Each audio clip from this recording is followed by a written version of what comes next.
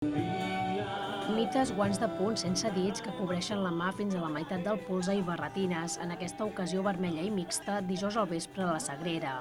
Són dues de les senyes d'identitat del grup ballesà Catfolking, que va portar el seu folk rock festiu d'arrel catalana a la segona nit a la fresca de la biblioteca.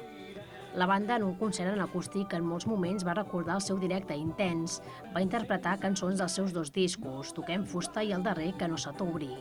Les cançons del sextet parlen de la ratafia, les 13 roses de la Guerra Civil, l'esperit de vi, Donald Trump, la llibertat o el Montseny, a partir d'un folk tavernari pur barrejat amb cultura popular catalana. El conjunt que tocava per primera vegada en un entorn bibliotecari va connectar de seguida amb el públic. Tot plegat en un tastet del que ha de ser el concert del 27 de juliol al Xafarranxo de Festa Major.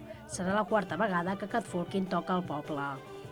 Per nosaltres, Santa Eulàlia sempre hem estat molt a gust, perquè el primer concert que el vam fer, al Xafarranxo, si no vaig malament, va ser un dels concerts on vam estar, com diríem, increïbles sobre l'escenari. Ens va agradar moltíssim com va respondre la gent. I per nosaltres tornar a Santa Eulàlia és venir-nos-ho a passar molt bé sobre l'escenari.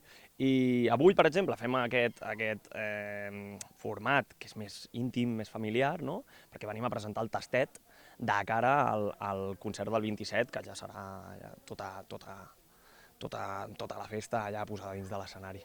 Endavant, sense parar, serem defensors de les causes que vam estimar. Trenquem les cadenes, alcem les consciències. No tenim por del demà, no tenim por del demà. La banda del Baix Vallès va aprofitar el concert per tocar en primícia una de les cançons que serà el seu tercer disc, un treball actualment en fase de preparació, precisament a l'estudi La Vall de Santa Eulàlia, de la mà del productor musical Marc Martín. Sempre hem estat mantenint el contacte amb el Marc Martín, no? Sempre hem parlat amb ell, no? I sempre hi havia el desig de fer algun treball amb ell ja quan la banda tingués una situació de maduresa una mica més avançada. I amb aquest CD vam dir, mira, tirem endavant amb el Marc i treballem amb ell. I de moment ara ja hem començat a treballar, perquè el Marc és així, és començar a treballar des del minut zero, i estem molt contents de moment com està perfilant la cosa. Dijous entra al públic cares conegudes del panorama musical de Santa Eulàlia al concert de Catfolking.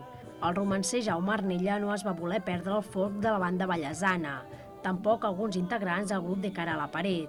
El seu teclista, Alberto González, barretina al cap, és l'acordió de Catfolking.